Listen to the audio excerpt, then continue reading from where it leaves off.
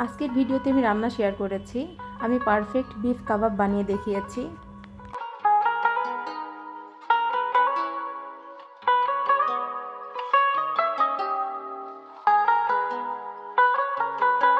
আসসালামু আলাইকুম। কিয়াস কজি হোমে সবাইকে স্বাগত জানাচ্ছি। কেমন আছেন সবাই? আশা করছি সবাই খুব ভালো আছেন। আলহামদুলিল্লাহ আমরাও খুব ভালো আছি। আজকে একটা স্পেশাল দিন, আমার বড় ছেলের জন্মদিন। সেজন্য হালকা পাতলা কিছু রান্না করে নিচ্ছি, কারণ আমার বাচ্চার এখন পরীক্ষা চলছে। আর পরীক্ষার মধ্যে অনেক ঝামেলা, বাসার কাজ, বাচ্চাকে দেখাশোনা করা, ওকে আনা নেওয়া করা, সব মিলিয়ে অনেক বেশি ঝামেলা। আর আমার বাচ্চাও বাসায় খুব একটা সময় পাচ্ছে না, সেই জন্য তেমন একটা কিছু করিনি, বাইরে কোথাও ঘুরতেও যায়নি, আর কেক কাটার পর্বটাও হয়নি। তো আমার বড় ছেলে বলছিল যে এবারের মতো নর্মাল জন্মদিন আমার কখনো হয়নি, একদমই স্পেশাল জন্মদিন না এটা। আসলে কিছু করারও ছিল না, কারণ হচ্ছে ওর সময় ছিল না। ও সকালবেলা স্কুলে গিয়েছে পরীক্ষা দেওয়ার জন্য, তারপরে বিকেলবেলা একটা ব্যাচ আছে, তারপরে সন্ধ্যার সময় আরও একটা ব্যাচ আছে, সেখানে রাত 9টা পর্যন্ত, সোয়া 9টা পর্যন্ত সেখানে থাকবে।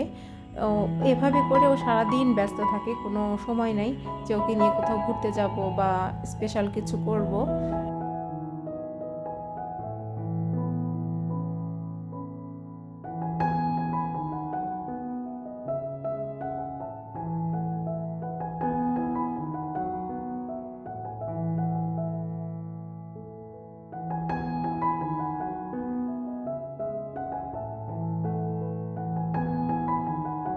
আমার আয়োজন দেখে বুঝতে পারছেন হয়তো বা, আমি আজকে কাচ্চি বিরিয়ানি রান্না করছি। আর এখানে বাসমতি চাউল আমি 15 মিনিটের মতো ভিজিয়ে রেখেছিলাম, তারপরে এখন গরম পানির মধ্যে দিয়ে দিচ্ছি। এখানে আমি প্রায় 60%-এর মতো সিদ্ধ করব, তারপরে বিরিয়ানিতে দমে রেখে দিব।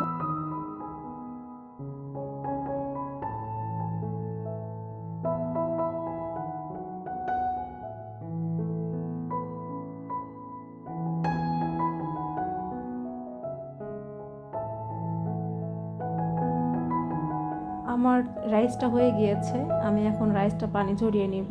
আর ওইদিকে মাংসটার উপরে একটু কিছু কাঁচামরিচ ছড়িয়ে দিলাম।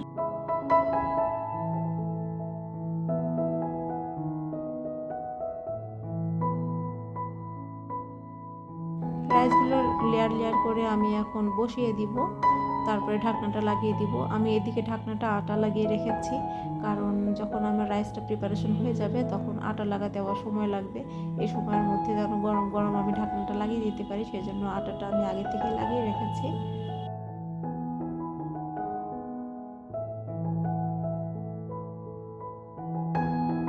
এটাতে আমি গুঁড়া দুধ, তারপরে হচ্ছে পানি, তারপরে হচ্ছে ফুড কালার, যেটা জর্দা কালার বলে সেটা, তারপরে হচ্ছে ঘি, এসবগুলো একসাথে মিশিয়ে রেখেছিলাম, সেটা আবার বিরিয়ানির উপরে দিয়ে দিলাম ছড়িয়ে।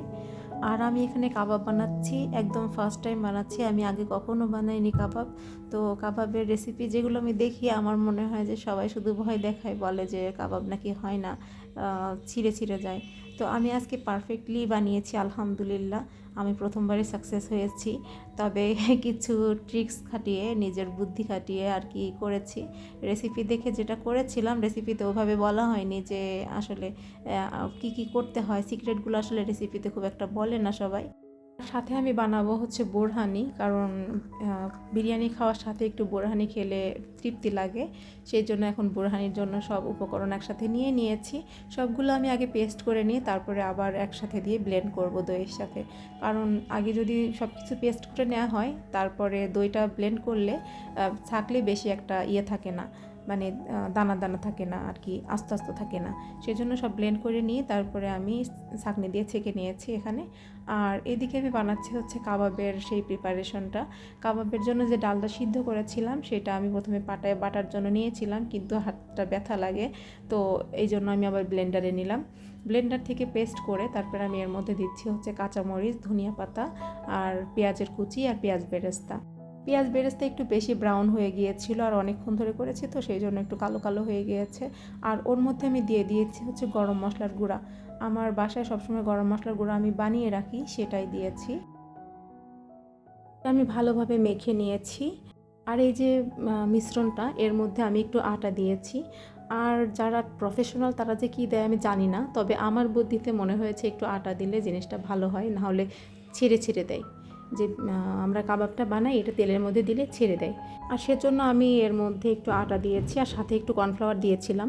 তবে বাসায় কর্নফ্লাওয়ার না থাকলে যদি না দেন তাহলে সমস্যা নাই, শুধু আটা দিলেই হবে মনে হয়। তো আমি দুইটাই দিয়েছি, বাসায় ছিল সেজন্য। তো অনেক ভালো হয়েছিল, আমি প্রথমবারই বানিয়েছি, অনেক পারফেক্ট হয়েছে এবং সবাই খেয়ে খুব প্রশংসা করেছে।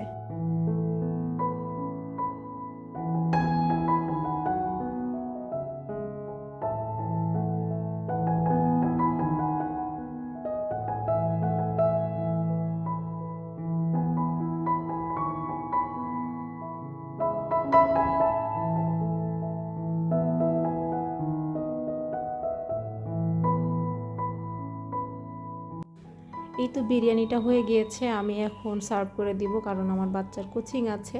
রান্নাবান্না শেষ করে সবগুলো যে সুন্দর করে সার্ভ করে সাজিয়ে তারপরে ভিডিও করব সেই সময়টা আসলে ছিল না, সেই জন্য আমার ভিডিওটা ওরকম গোছানো হয়নি, এলোমেলো হয়েছে। তো সেই জন্য ক্ষমা প্রার্থনা করছি।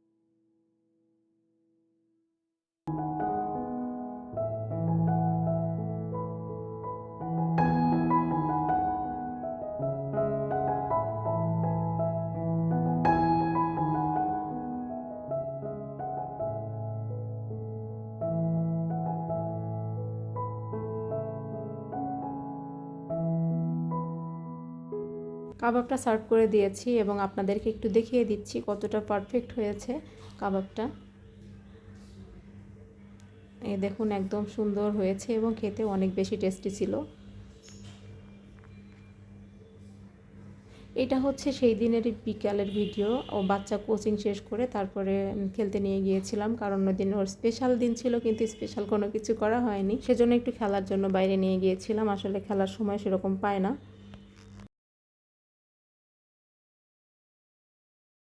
আজকের ভিডিওটা এ পর্যন্তই। আপনারা সবাই খুব খুব ভালো থাকবেন। আর আমার এই সিম্পল ভিডিও যদি আপনাদের ভালো লেগে থাকে তাহলে প্লিজ প্লিজ আমার চ্যানেলটি সাবস্ক্রাইব করে পাশে থাকা বেল আইকনটি প্রেস করে দিবেন পরবর্তীতে নোটিফিকেশন পাওয়ার জন্য। আল্লাহ হাফেজ, আসসালামু আলাইকুম।